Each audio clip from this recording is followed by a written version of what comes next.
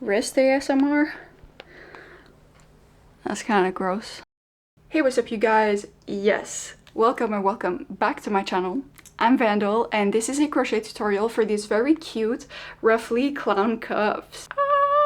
So in this video there will be two trim options. So you will have the Picot option, and I also decided to show you, whoa, this very cute wavy trim. These are my two favorite trims. I do them on literally every project that I ever make. They're very cute and I thought you deserve the knowledge, so you're welcome. They even double as scrunchies, so you can even wear them as scrunchies if you want to. Keep watching along to learn how to make these and have fun, I guess. Alright, so to get started we will need a 5mm crochet hook, at least one color of yarn.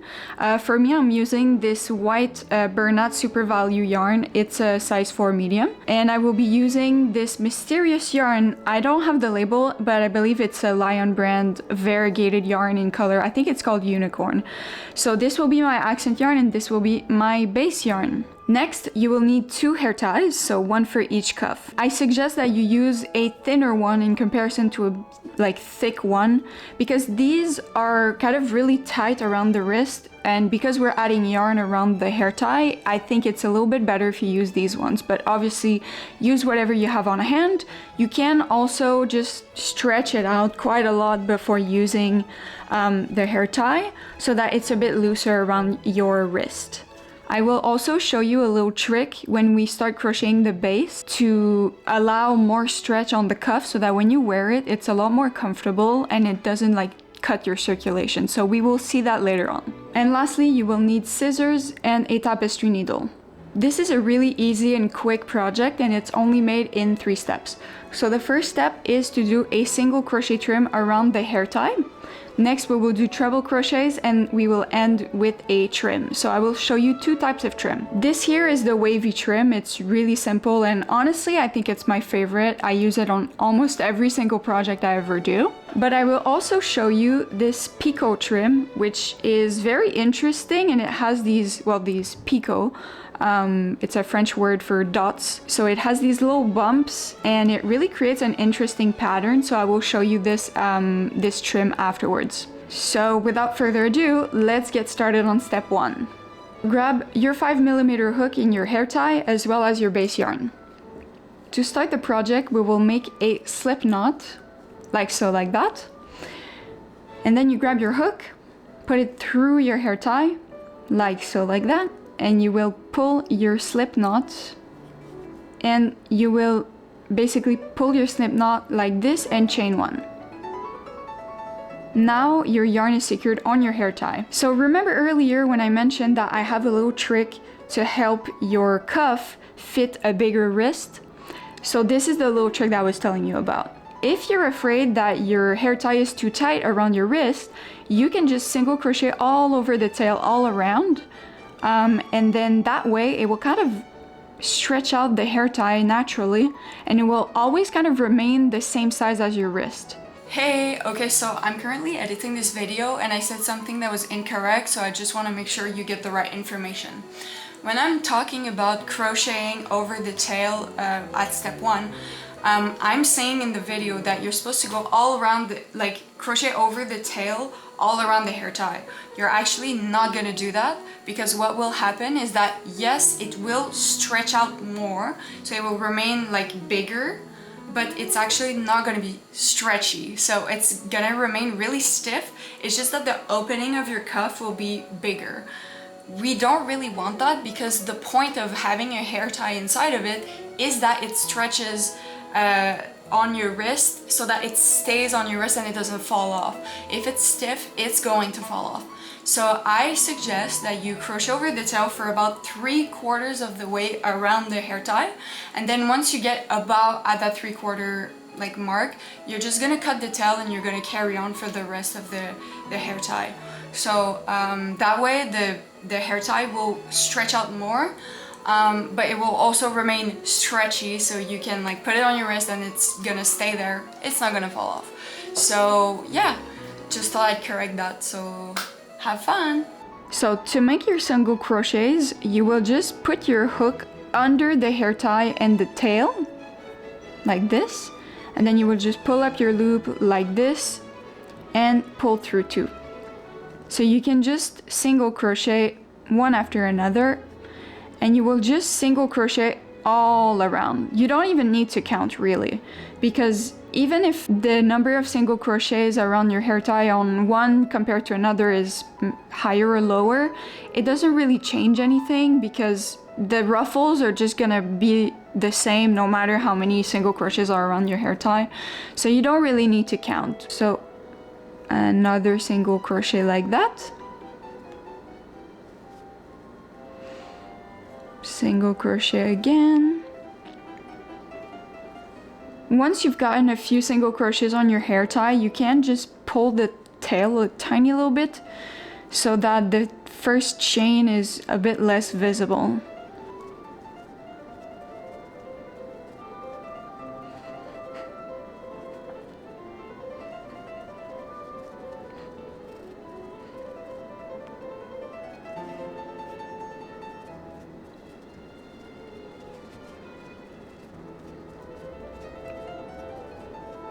Alright, so I'm done crocheting around my hair tie, so now all you need to do is slip stitch in the first single crochet that you made to start the row. So just insert your hook in the first stitch, like so, like that, and then pull through and pull through again. So now I can show you what happens if you stretch out your cuff if you've crocheted all around the tail.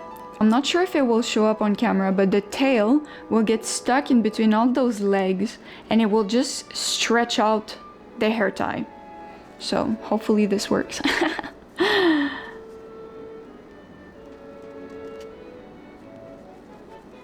Okay, so you can kind of see it a little bit here. The tail is stuck between the stitches. Honestly, you won't notice it because this part will be on your wrist and there will be ruffles all around, so it will essentially be invisible. Alright, so we can get started on step 2. To start the row, you will need to chain 3. So you will need to do 3 treble crochets per single crochet. For this first one, we've already done a chain 3, which counts as the first treble crochet. So you need to do 2 more treble crochets in this stitch, and then 3, 3, 3, 3, and so on and so forth. To do a treble crochet, you need to yarn over twice, insert your hook in the stitch, and then you will pull up a loop. You should have 4 loops on your hook. So you will pull through 2. Now you should have 3 loops on your hook. Pull through 2 again. You should have 2 loops now. And then you pull through the last 2 loops. And this is how you make a treble. Right, so let's do the last treble of this stitch. Yarn over twice. Insert your hook in the same stitch. Pull up a loop. You should have 4 loops on your hook. Pull through 2. Pull through 2 again. Pull through 2 again. Ta-da! Alright, so it's pretty straightforward from now on, so just do 3 treble crochets per single crochet, and I'll meet you at the end of the row.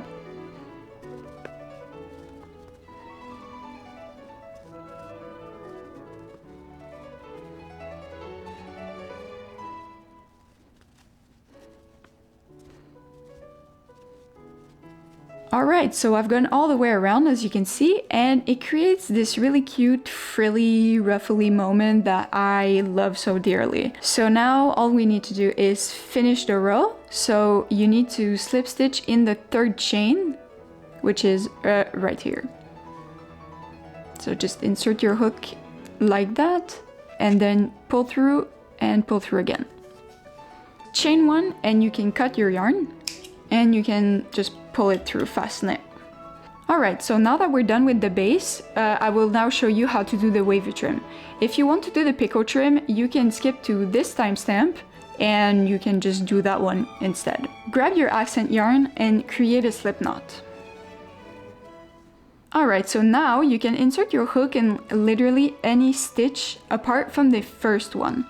Here is why. If you keep your hook here and you crochet over both the base tail and the accent tail, it will kind of make the ruffles less ruffly. I'll show you later what I mean, but if you crochet over both tails at once, it will kind of stay a bit more straight and it's kind of obvious. Whereas if you start here, we will crochet over this tail only, and the ruffles will look more consistent. It'll make sense when we get started. Alright, so insert your hook in any of the stitches and put your slipped knot on your hook. Make sure you grab the working yarn and not the tail and push it kind of closed. And you will pull through and chain 1 to secure. Chain once more and make sure you crochet over your tail so that you don't have to weave it in later on. Insert your hook in the next stitch like so, like that, and make sure that you have your tail on the back, and you will slip stitch like this, and then you will chain 1 again. This is all you need to do the whole time. So in every stitch you will slip stitch and chain 1, and the chain 1 is what will create the kind of wavy pattern. Insert your hook in the next stitch and over the tail, slip stitch and chain 1. Insert your hook in the next stitch, slip stitch and chain 1. And as you can see, there's already a wavy pattern being created here. Alright, so I will keep doing this slip stitch and chain 1 pattern, and I will meet you when we get to this part right here.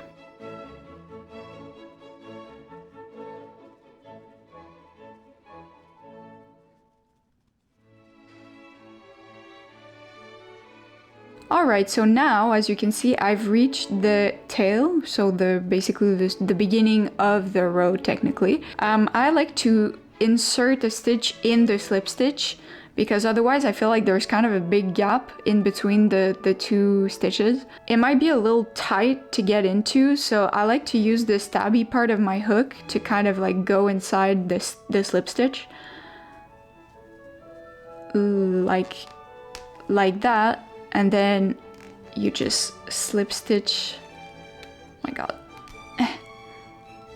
slip stitch, and you chain 1. Now to go into the next stitch, you will go into the chain 3 that we slip stitched into earlier, and make sure that you grab the tail, because we want to hold it on the back of our crocheting to kind of hide it so that you don't have to weave it in later on. So just insert your hook over here. I'm sorry for the squeaking, I kind of can't avoid it. And then slip stitch, chain 1. Alright, so meet me back at the end and we're almost finished.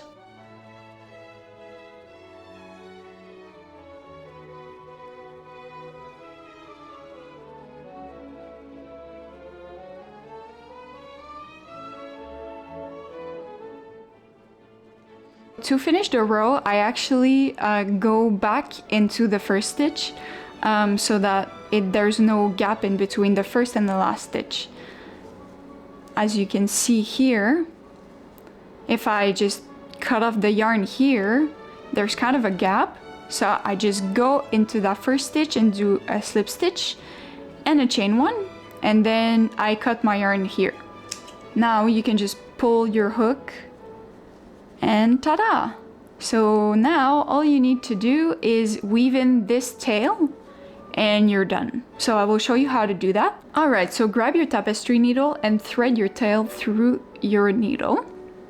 And now what I do is I'm just gonna flip it over so that you can see. I just kind of go into this leg right here, right? Like this. So that the gap closes, and then I go back like so,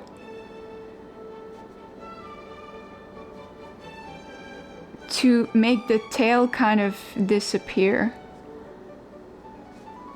So I go like this, and then you can just pull it tight on both sides.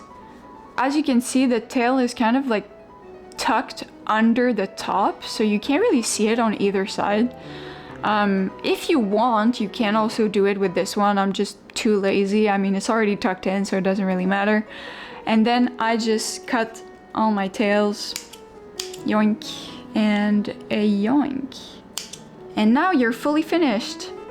Now, you can probably notice that at some points, it looks like the ruffles are a bit less ruffly. These are the spots where your tails are, but it's not all that noticeable, so it's kind of fine. Like here you can see there's tails all over here, but when you wear it, it's not really all that noticeable, I'd say. Like you can kind of see it a little bit here, but you can just, you know, you can just make it more ruffly by folding them. You made your first clown cuff, so now all you need is to do the second one. Alright, so now I will show you how to do the picot trim. First, grab your hook and insert it in any of the stitches around, except the first stitch where the tail is. If you crochet over both of the tails at once, it will kind of make the ruffles go flat.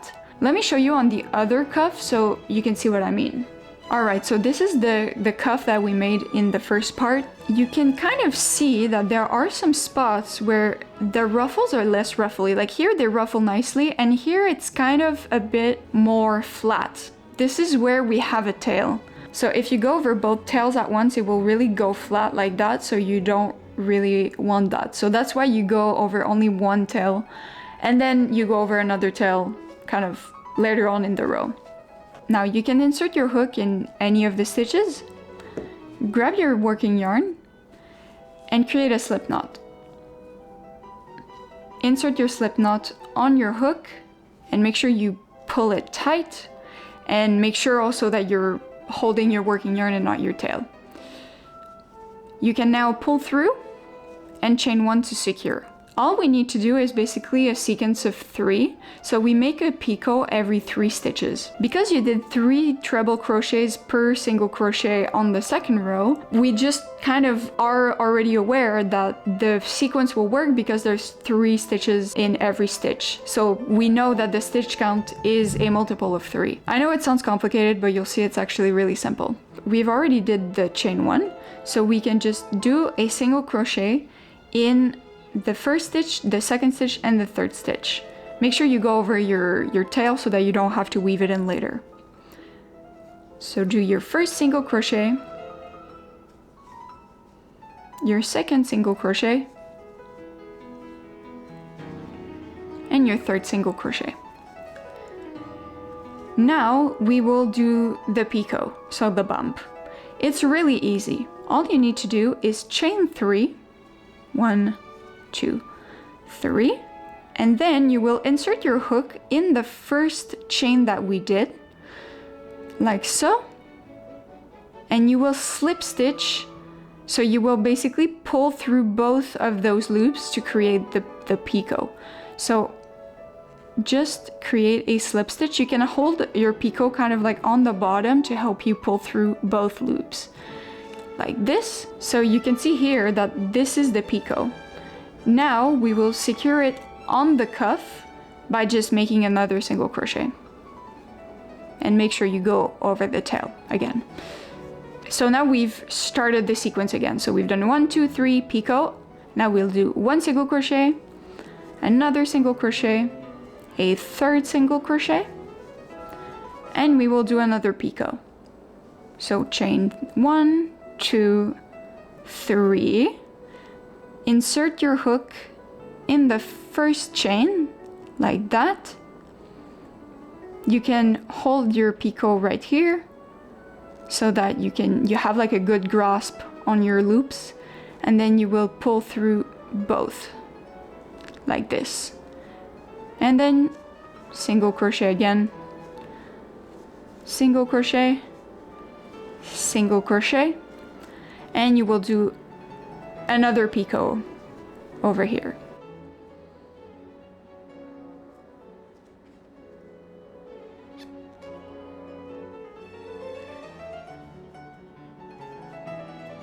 So now you can see that there's these little dots that create a really cute and interesting looking pattern. So now all you need to do is repeat this sequence all the way around. So you can meet me when we get to this tail right here, so I can show you what you can do to go over the tail.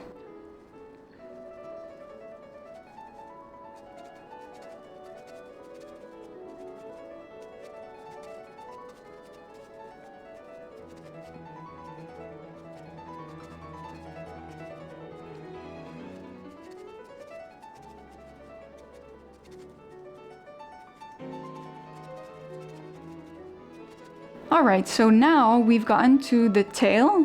So just make sure that you don't make a stitch in the slip stitch because it will mess up your sequence. So we will go in the top of the chain 3, which is right here. And make sure you go over the tail as well. So for me, I've just finished a picot and I've done my first single crochet, so I only have 2 left. So I will do the second and the third, making sure that I go over the tail. And then I do my picot.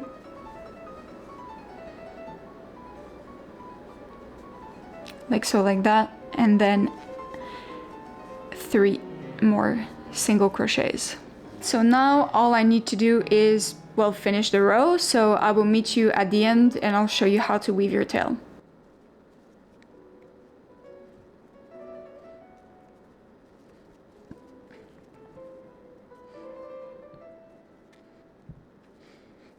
So now we've gotten to the end. If you did your treble crochets correctly, you should end on a picot and then you will slip stitch to the first stitch of your row. If for any reason the math doesn't add up, it's probably because you either did 2 treble crochets or 4 treble crochets in one of the single crochets on the row below. It's fine, you don't have to redo everything. I would just say cheat and just do maybe 2 single crochets and a picot or whatever, just as long as it matches up, because genuinely you won't be able to tell. I mean, look at how much texture there is. You won't be able to tell that there's one small error. So for me, I already did the first of my 3 single crochets, so I will do the second and the last, and then chain 3, slip stitch, and now to secure the last picot, you will just slip stitch like this and chain 1. So now you can cut your yarn and pull through. Ta-da! You're almost done. So now we will just weave in this tail and cut the other tails. To weave your end, you need to grab your darning needle and you need to thread the tail through your needle. Now, I will flip it around.